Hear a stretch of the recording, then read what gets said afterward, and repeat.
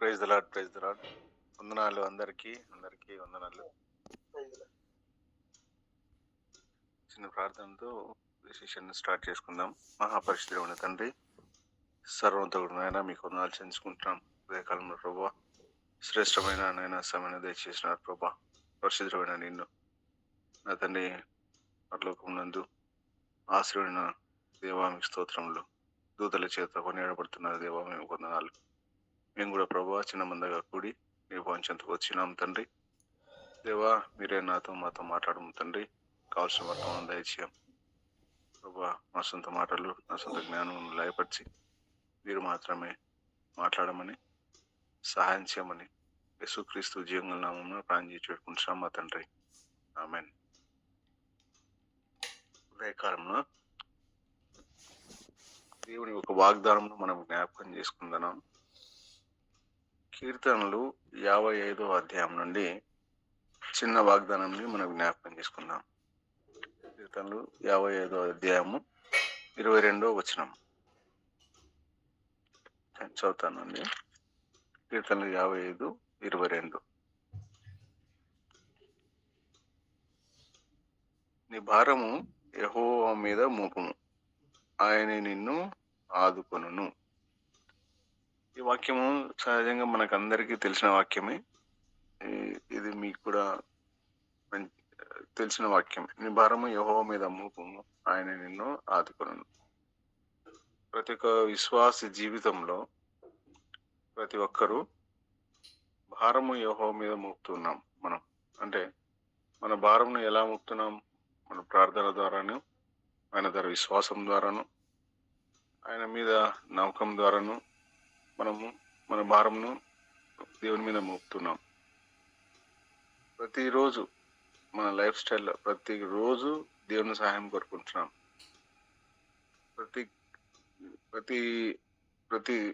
ప్రతిరోజు మనము దేవా మాకు సహాయం చేయము, దేవా మా మొరలు ఆలకించము, దేవా మా ఇబ్బందుల నుండి, మా ఇక్కట్లో నుండి మాకు విడుదల తెచ్చుకొని ప్రార్థన చేస్తున్నాం. విశ్వాసమునకు ఉన్న ఏకైక ఆధారము దేవుడు మాత్రమే. విశ్వాసులకు ఉన్న ధ్వజము కూడా ప్రార్థన మాత్రమే. ఒక్కొక్క ఆయుధం మనకేముందంటే, దేవునికి మనకున్న ఆయుధము మన ప్రార్థన ద్వారా మాత్రమే మనం దేవుని ద్వారా సహాయం పొందుతున్నాం. మరి ఇప్పుడు మనం ప్రార్థన చేస్తున్నాం. కొన్నిసార్లు మన ప్రార్థనలకు జవాబులు పొందుతున్నామో లేదో పరిస్థితి మనకు అర్థం కాదు. మనం కన్ఫ్యూజ్గా ఉంటుంటాం. మనం ప్రార్థన చేస్తున్నాం కానీ మనకు జవాబులు రావట్లేదు. మనం వేడుకుంటున్నాం కానీ మనకు జవాబులు దొరకట్లేదు. ఎందుకు రావడం లేదు అని కొన్నిసార్లు మనకు డౌట్లు వస్తుంది. అట్ ద సేమ్ టైం సాతాను కూడా మనల్ని వెనక్కి లాగడానికి కొన్నిసార్లు డిసప్పాయింట్మెంట్ కూడా చేస్తూ ఉంటాడు.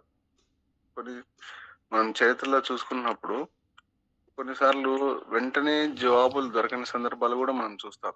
మనం ఇజ్రాయెల్ జీవితంలో, అంటే ఇజ్రాయెల్ యొక్క చరిత్రలో ఒకసారి మనం చూసుకుంటే, కొన్నిసార్లు దేవుడు వాళ్లకు నేను న్యాయాధిపతులు 20వ అధ్యాయం తీసుకుందాం. న్యాయాధిపతుల గ్రంథంలో నుండి 20వ అధ్యాయం.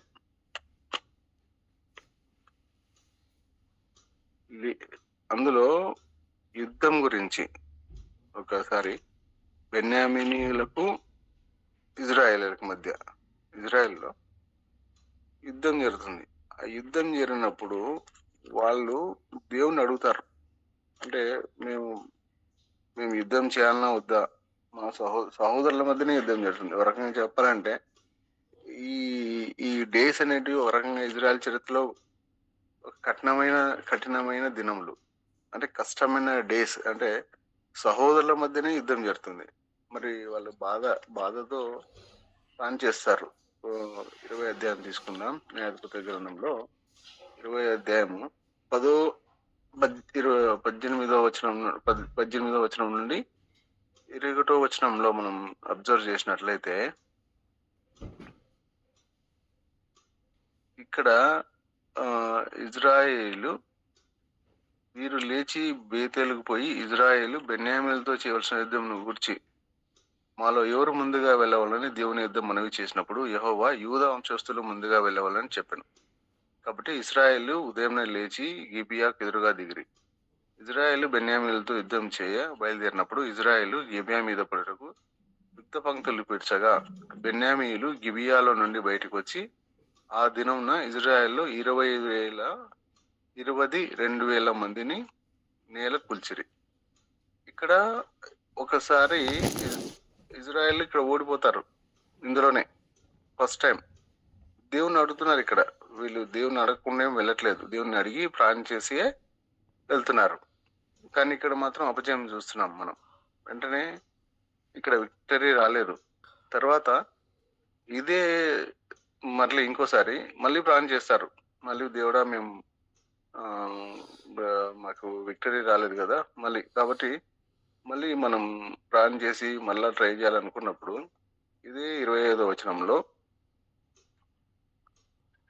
గిబియా నుండి బయలుదేరి వచ్చి ఇజ్రాయెల్లో 10,000 మందిని నేల కూల్చి సంహరించింది. మళ్ళా సెకండ్ డే మళ్ళీ ఫైటింగ్ కి పోతారు. అంటే దేవుడిని అడిగే పోతారు, మేము యుద్ధం చేయాలని లేదా అని అడిగితే దేవుడు మళ్ళీ వెళ్ళమని చెప్తాడు. వెళ్తారు. అయినా సెకండ్ కూడా మళ్ళీ వాళ్ళు ఓడిపోతారు. మళ్ళీ ప్లాన్ చేస్తారు, మళ్ళీ బాగా ఏడ్చి ప్లాన్ చేశారు. ఏంటి ప్రభా ప్లాన్ చేసినా కానీ మాకు విక్టరీ రాలేదు, మరి ఎందుకు ఇలా జరుగుతుందని మళ్ళీ ప్రేయర్ చేసి మళ్ళీ యుద్ధానికి పోయినప్పుడు ఇక్కడ 20వ అధ్యాయంలోనే మనము 30వ వచనం 3వ దినమున ఇజ్రాయేలీలు బెన్యామీనీయులతో యుద్ధంలోకి పోయి మునిపటి వలె గిబియా వారితో యుద్ధం చేయడానికి సిద్ధపడగా బెన్యామీనీయులు వారిని ఎదుర్కొంటకు బయలుదేరి పట్టణంలో తొలగి వచ్చి మునుపటి వలె ఇజ్రాయెల్తో గాయపరచవారిని ఇంచుమించు 30 మంది మనుషులను రాజమార్గంలో చంపుతూ వచ్చారు. ఇట్లాగా first day, second day, third day వాళ్ళు దేవుణ్ణి అడుగుతూ ఉన్నారు, యుద్ధానికి పోతున్నారు, చనిపోతూ ఉన్నారు. మళ్ళీ సెకండ్ డే పోయినారు, దేవుణ్ణి అడుగుతున్నారు, మళ్ళీ ఓడిపోతున్నారు. థర్డ్ డే పోయినారు, మళ్ళీ పోతున్నారు, మళ్ళీ ఓడిపోతూ ఉన్నారు. ఇట్లా ఇట్లా ఇట్లా జరుగుతూ ఉండగా ఇప్పుడు లాస్ట్కి ఫైనల్ గా మనము ఇదే 20వ అధ్యాయము 35వ వచనంలో ఏం చూస్తామంటే, అప్పుడు యెహోవా ఇశ్రాయేలీయుల చేత బెన్యామీనీయులను హతము చేయించెను. అంటే ఫస్ట్ డే విక్టరీ రాలేదు, సెకండ్ డే విక్టరీ రాలేదు, థర్డ్ డే విక్టరీ రాలేదు. 3వ దినం కూడా మనము అపజయాన్ని చూస్తారు. వాళ్ళ జనాంగం చనిపోతారు. తర్వాత చివరికి మనం 35వ వచనంలో చూసినప్పుడు దేవుడు వారికి విజయాన్ని అనుగ్రహించినట్లుగా, వారి చేత హతం చేయించినట్లుగా చూస్తాం. కొన్నిసార్లు ఆలస్యం జరగవచ్చు, కొన్నిసార్లు ప్రయత్నాలు విఫలం కావచ్చు. అంత మాత్రమేనా మనం డిసప్పాయింట్ అయిపోవడం కానీ, మనము బాధపడడం కానీ జరగవచ్చు కొన్నిసార్లు. కానీ మన దేవుడు చిట్ట చివరికి మనకు సహాయం చేసే దేవుడుగా ఉంటున్నాడు. అంటే ఈ చరిత్ర మీరు ఇంతకు ముందు అంటే గత 20 కంటే ముందున్న అధ్యాయాలు చదివితే మనకి దీని హిస్టరీ తెలుస్తుంది. అది మీకు పరిచయం ఉన్న వచ్చినట్లే. సరే, మనము ప్రార్థనలో మనకి విజయం రావడానికి ఒక కంటిన్యూ ప్రేయర్ అనేది అవసరం. అంటే నాకైనా మనకి సహజంగా కొన్నిసార్లు విశ్వాసులు కొన్నిసార్లు అంటే గతంలో మనం పాపం మనసులో ఉన్నప్పుడు ఒక వాక్యం సెలవిస్తుంది కదా, మనకు హృదయంలో ఒకవేళ ఏదైనా దోషం కానీ ఏదైనా పాపం ఉన్నప్పుడు దేవుడు మొర ఆలకించలేదు అంటే కొన్నిసార్లు అది రీజనబుల్. అంటే దేవునికి జవాబు రాకపోవచ్చు కొన్నిసార్లు. కానీ విశ్వాస జీవితం ఉంటుంటాం, సర్చ్ చేసుకుంటుంటాం, దేవునితో సమాధాన పడుతుంటాం, మన బలహీనతలు ఏదో ఉంటే ఒప్పుకుంటుంటాం. అయినప్పటికీ కొన్నిసార్లు మనకు జవాబులు రాకపోవడం, కొన్నిసార్లు వెంటనే మనకు రిప్లై లేకపోవడం జరిగే అవకాశాలు జరుగుతూ ఉంటాయి. కానీ మనకున్న ఏకైక ఆయుధం, మనకున్న ఏకైక సహాయం దేవుడు మాత్రమే. అంటే అల్టిమేట్ గా దేవుడు తప్ప మనకు వేరే సహాయం లేదు కదండి.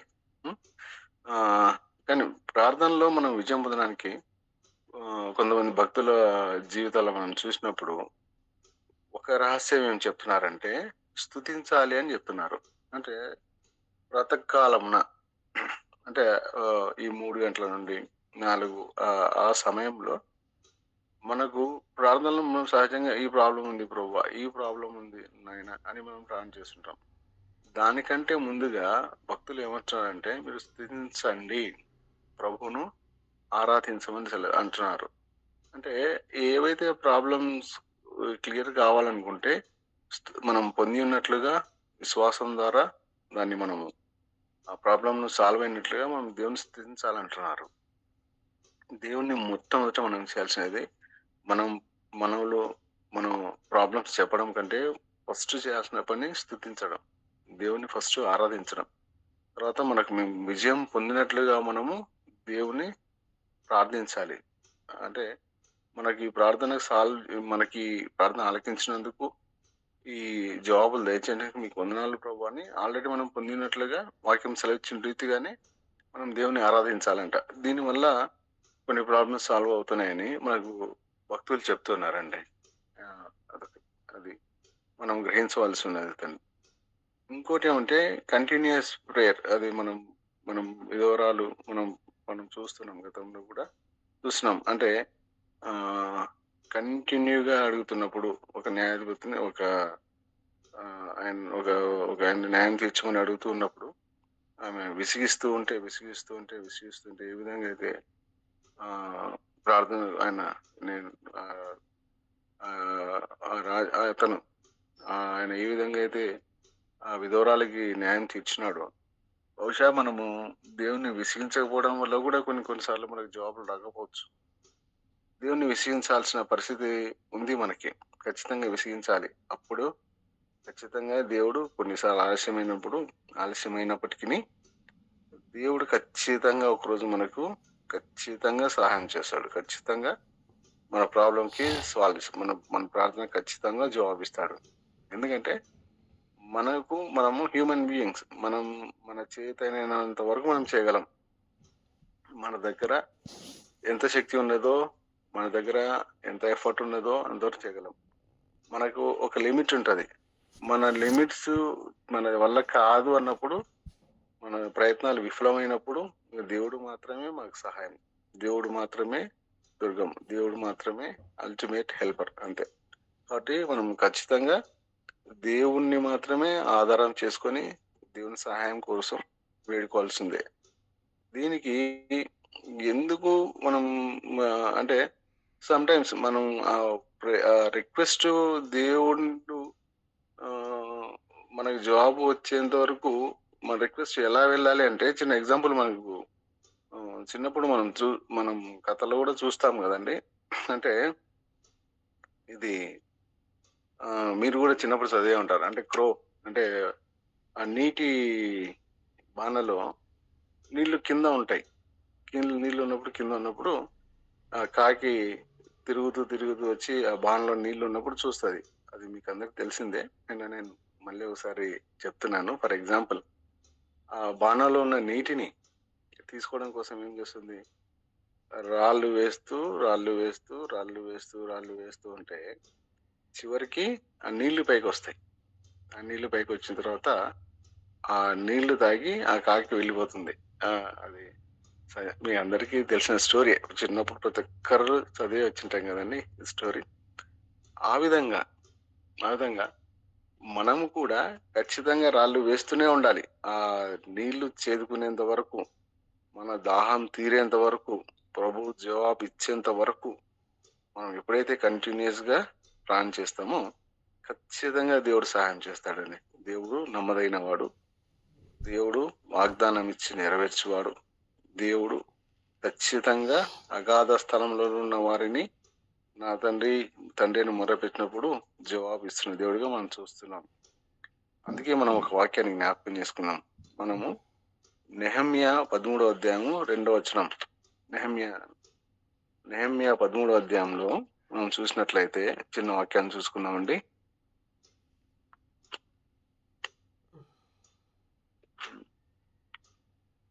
నెహెమ్యా గ్రంథము ఒక నిమిషం అండి. నెహెమ్యా గ్రంథంలో ఒక వాక్యం ఏముంటుందంటే 13వ అధ్యాయము 2వ వచనంలో మన దేవుడు ఆ శాపమును ఆశీర్వాదముగా మార్చెను అని ఉంటుంది. మీరు చూసినట్లయితే ఆ శాపం అంటే మన దేవుడు ఎవరండి? మన దేవుడు ఆ శాపమును ఆశీర్వాదముగా మార్చెను. అంటే ఆ కష్టమును, ఆ కన్నీళ్లను, ఆ బాధను సమస్తమును, ఆ శాపమును ఆశీర్వాదంగా ఎవరు మారుస్తున్నాడు? మన దేవుడు మారుస్తున్నాడు. నెహెమ్యా 13వ అధ్యాయం 2వ వచనంలో మనం చూసినట్లయితే వాక్యం ఎంతో గొప్ప ఆదరణకరమైన వాక్యం. నిజమే కదా? దేవుడు శాపమును ఆశీర్వాదంగా మారుస్తాడు. కన్నీళ్లు విత్తువారు సంతోషముతో పంటను వస్తారని సెలవిచ్చినాడు దేవుడు. కాబట్టి మన దేవుడు నమ్మదగిన వాడు. ఆ దేవుణ్ణి మనం విసిగించేంత వరకు, అంటే విసిగిస్తూ మన ప్రార్థన ఆలకించేంత వరకు ప్రార్థన చేసి, మన ప్రార్థనలకు జవాబిచ్చేంత వరకు ప్రార్థన చేసి మనం విజయం పొందాలని, మనం ఆ ప్రార్థన ఆత్మను దేవుని ద్వారా మనం పొందడానికి ఇంకా ప్రార్థన చేయాలని వేడుకుంటూ దేవుడు ఈ సహాయం చేసినందుకు వందనాలు చెల్లించుకుంటూ ఈ చిన్న వాక్యం ముగిస్తున్నాను. అందరికీ వందనాలు. థ్యాంక్ యూ అండి. థ్యాంక్ యూ అన్న. చక్కటి వాక్యం అందించినటువంటి అన్సరన్నకు ప్రభు నామమున వందనాలు తెలియజేస్తా ఉంటున్నాను. నిజమే కదండి, దేవుని వాక్యం అన్న చెప్పినట్లుగా నేటి దినాల్లో ప్రార్థన, తర్వాత దేవునిపై ఆధారపడటము, దేవుణ్ణి ఆనుకొని జీవించటము, ప్రతి విషయంపై దేవునితో సంబంధం కలిగి ఉంచడం, ఇది చాలా ముఖ్యమనే విషయాన్ని మనం ఈరోజు నేర్చుకుంటూ వచ్చాం. నిజంగా పట్టుదల కలిగి, నిజంగా అన్నగా చెప్పినటువంటి రిలీజ్ స్టేషన్ స్టోరీని బట్టి మనం ఎన్నో నేర్చుకోవాల్సింది. ఒక కాకి ఆ రాయి వేసినప్పుడు నీళ్లు వెంబడే దానికి అందలేదు కదా. సో ఎన్నో రాళ్ళు తీసుకొచ్చి అది ప్రయత్నం ఆపలేదు. ఇంకా సో ఎన్నో రాళ్ళు తెచ్చి దాంట్లో వేయడం వల్ల చివరికి ఏమైపోయింది, తన దాహాన్ని తీర్చుకోగలుగుతూ వచ్చింది. మనం ఏం చేస్తాం, ఆ యొక్క ఇజ్రాయేల్ ప్రజలు దేవునిపై అయినప్పటికీ యుద్ధంలో నిజంగా రాకపోయినప్పటికీ కూడా వాళ్ళు యుద్ధం చేస్తూ మూడవసారి దేవుడు వాళ్ళకు అనుగ్రహించినట్లుగా మనం చూస్తాం కదా. నిజంగా దీన్ని బట్టి మనం నేర్చుకోవాల్సిందంటే, ప్రార్థనలో మనం కూడా CCM కుటుంబంలో ఎన్నో ప్రార్థనాంశాలు పెట్టి మనం ప్రార్థిస్తూనే ఉంటున్నాం కదా. ఖచ్చితంగా దేవుడు దానికి జవాబు దయచేసే దేవుడుగా ఉంటున్నాడు అన్న చెప్పినట్లుగా. నిజంగా మనము అసలు ప్రార్థిస్తూ ఉంటున్నామా? మనం ఏమంటే ప్రార్థన రిక్వెస్ట్లు పంపిస్తూ ఉంటాం, కానీ మనము ఎంతవరకు పార్టిసిపేట్ చేసి ప్రార్థిస్తూ ఉంటున్నాం? ఆ ప్రార్థనా భారము మన CCM వాళ్ళు లీడ్ చేస్తున్నప్పుడు చెప్తూ ఉంటారు, ప్రార్థించండి ప్రార్థనా రిక్వెస్ట్లు. వాటి విషయమే మనము మామూలు డేస్ లో లేదా మిగతా ఖాళీ సమయంలో ఆ యొక్క ప్రార్థనా భారం ఎంతవరకు కలిగి ఉంటున్నాం అనేది కూడా మనము కొంత ఎవాల్యుయేట్ చేసుకోవాల్సినటువంటి వారం ఉంటున్నాం. నిజంగా క్రైస్తవ జీవితంలో ఒక విశ్వాసిగా ఖచ్చితంగా, ఇప్పుడు మనం ఒకసారి చూడండి, స్కూల్లో ఎగ్జామ్స్ ఉంటాయి కదా, అయిపోయిన తర్వాత చివరిలో వాళ్ళకి ఏముంటది, ఎగ్జామ్స్. ఎందుకంటే ఎవాల్యుయేట్ చేస్తారు, ఈ యొక్క విద్యార్థి ఎంతవరకు నేర్చుకోగలిగాడు. ఖచ్చితంగా విశ్వాస జీవితంలో ఇది మనం పరిశీలించుకోవాలి. ఈ యొక్క సంవత్సరంలో నేను ఎంతవరకు సువార్త ప్రకటించాను, ఎంతవరకు ప్రార్థనలో పాల్గొన్నాను, ఎన్ని ఆదివారాలు నేను మిస్ చేశాను తెచ్చుకోకుండా లేదా సంఘానికి అటెండ్ కాకుండా. ఇవి ఖచ్చితంగా చేసుకోవాలండి. ఎవాల్యుయేట్ చేసుకోవడం చాలా అవసరం. అలా చేసుకున్నప్పుడు మనం దేవునిలో ఎంతవరకు నిలబడాం, ఎంతవరకు దేవునికి నమ్మకంగా ఉన్నామనేది మనము తెలుసుకోగలుగుతాం. అలా వాళ్ళు కూడా టీచర్స్ ఎవాల్యుయేట్ చేసి విద్యార్థి ఇంతవరకు మాత్రం నేర్చుకోగలిగాడు అని వాళ్ళు ఎవాల్యుయేట్ చేసి మార్క్స్ కండక్ట్ చేస్తారు. ఇక్కడ మనం మార్క్స్ అనేది కాదు, కానీ మనం ఎవాల్యుయేట్ చేసుకున్నప్పుడు ఇంకా నేను చేయవలసింది, ఇంకా దేవునిలో ఆధారపడవలసింది, ప్రార్థించవలసింది ఎంతో ఉందని మనము అర్థం చేసుకుంటాం. సో అన్నగారు చెప్పినట్లుగా నిజంగా ప్రతిదీ, నిజంగా మనము ఎంత గొప్ప దేవుడండి. శాపంలో, పాపంలో, అపరాధముల చేత మీరు చచ్చి ఉండగా క్రీస్తు యేసు యొక్క రక్తం ద్వారా ఆశీర్వదింపబడ్డారు. అసలు మనము ఆ యొక్క పరలోక రాజ్యానికి అర్హులుగా చేస్తున్నాడంటే నిత్య జీవం, eternal life. It's great privilege కదా! అది నిజంగా ఉచితంగా పొందుకున్నారు. ఉచితంగా ఇవ్వండి అంటాడు కదా బైబిల్‌లో కూడా. సో, ఎంత గొప్ప రక్షణను పొందుకున్న మనము ఊరికే ఎలా ఉంటాం? దేవుని మన హృదయాల్లో కార్యం చేసినప్పుడు, దేవుని మనం అనుభవించినటువంటి సంతోషాన్ని ఇతరులకు పంచాలా, దేవుని ప్రార్థించమన్నప్పుడు ప్రార్థించాలా, పరిచర్య చేయమన్న పరిచర్య చేయాలా, సువార్త ప్రకటించమన్నప్పుడు సువార్త ప్రకటించాలా కదా! ఎంత గొప్ప భారం మన మీద ఉందో దాన్నంతా పక్కన పెట్టి, ఊరికే నిమ్మకు నీరెత్తినట్లుగా మనం ఉంటే నిజంగా ఎవాల్యుయేట్ చేసుకుంటూ, పరిశీలించుకుంటూ, మన జీవితం ఏ విధంగా ఉంది అని చెక్ చేసుకుంటూ, ఎంతవరకు నేను పవిత్రంగా జీవిస్తున్నాను, దేవునికి ఇష్టంగా ఉన్నానా లేదా? సో, ఇవన్నీ కూడా మనము ఉదయకాల సమయంలో పరీక్షించుకోవాల్సినటువంటి అవసరత ఎంతైనా ఉంది. నిజంగా దేవుడు ఈరోజు మనతో చక్కగా మాట్లాడుతూ వస్తాడు. అందుకే కదా బైబిల్ అంటారు కదా! ఆ యొక్క మాటి మాటికి సిగ్గుమాలి అడగడం వల్ల తన స్నేహితుడు వచ్చినప్పుడు రొట్టెలు బదిలీయమన్నప్పుడు లేచి ఇవ్వకుండునా, అందుకే అడుగుడి మీకు ఇవ్వబడును, దొరుకుడి మీకు తట్టును అంటున్నాడు. అడుగుండి మన అడగడంలే మనం. సో, అడగకుండానే మనం పొందుకోవాలనుకుంటున్నాం. ముఖ్యంగా దావీదు కూడా ఏమని ప్రార్థన చేసేవాడంటే, నేను సౌలుకు అల్లుడిని కావాలని ప్రార్థన చేశాను. కానీ దేవుని ఉద్దేశంలో ఏముంది? అయ్యా అల్లుడు కాదయ్యా స్వామి, నువ్వు రాజే కావాలా అని ఆయన. కదా! సో, రాజు చేయాలని నేను అనుకుంటుంటే నువ్వు అల్లుడికి రాజుకు అల్లుడు కావడం ఏందని నిజంగా ఎంత గొప్ప దేవుని ప్రేమ కదా! సో, తర్వాత అది మనకందరికి తెలుసు, తర్వాత రాజు అవ్వడం. సో, మనం ఒకటి విషయంగా ప్రార్థిస్తే దేవుడు అంతకంటే రెట్టింపు నీకిస్తాను అంటున్నాడు కదా! సో, బహుమానం ఎక్కువ ఉన్నది దేవుడు ఇవ్వాలని ఇష్టపడుతుంటే మనం ఏం చేస్తాం? లోలో ఉన్నది కావాలా, లోలో ఉన్నది కావాలని ప్రార్థన చేస్తాం. నిజంగా దేవుడు ఆయన ఎక్స్‌పెక్ట్ చేస్తున్నప్పుడు వాక్యంలో ఆ యొక్క 5 రొట్టెలు 2 చేపలు ఆశీర్వదించినప్పుడు ఎంత గొప్ప సంతోషం కదా! సో, మల్టిప్లికేషన్ దేవుడు ఏమైనా చేయగలడు. సమస్తమును చేయగల దేవుడు కదా! సో, ఇంతటి మహాపాత్మ దేవుని పెట్టుకొని మనము ప్రార్థనలో, సహవాసంలో నీరు గారిపోతే ఇంక మనం అంత దౌర్భాగ్యులు ఎవరు లేరు కదా! ప్రతి దినము జాయిన్ అయితూ, దేవునిలో ఎక్విప్ అవుతూ, ఆ ఎక్విప్ అయినటువంటి విధానం పొందుకున్నటువంటి శక్తిని సమాజంలో, సంఘంలో మనము వినియోగించాల్సినటువంటి అవసరత ఎంతైనా ఉంది. సో, దేవుడు పెట్టినటువంటి ఆ భారాన్ని మనం మోయాల్సినటువంటి అవసరత ఎంతైనా ఉంది. సో, కాబట్టి ఇది మనం చెక్ చేసుకుంటూ, సో, దేవుడు నిజంగా వాళ్ళు ఏ విధంగా అయితే పట్టువదలక వాళ్ళు యుద్ధం చేస్తూ వచ్చారో, దావీదు కూడా యుద్ధం యెహోవాదే. నిజంగా దేవునిపై ఆధారపడ్డాడు. సో, దేవుడే యుద్ధం చేశాడు. నువ్వు ఊరికే నిలిచుండుడి అంటాడు కదా! ఒకసారైతే ఊరికే నిలిచుండి చూడుడి. నిజంగా ఎంత గొప్ప దేవుడు, ఎంత గొప్ప నిజంగా ఎంత మనం దేవుని పొగిడినా, కీర్తించినా మన రుణస్థులమే అండి. ఇంత గొప్ప దేవుని మనం ఉదయకాల సమయంలో మోకరించి మనస్ఫూర్తిగా ప్రార్థిద్దాం. మనస్ఫూర్తిగా దేవుని ఆరాధిద్దాం.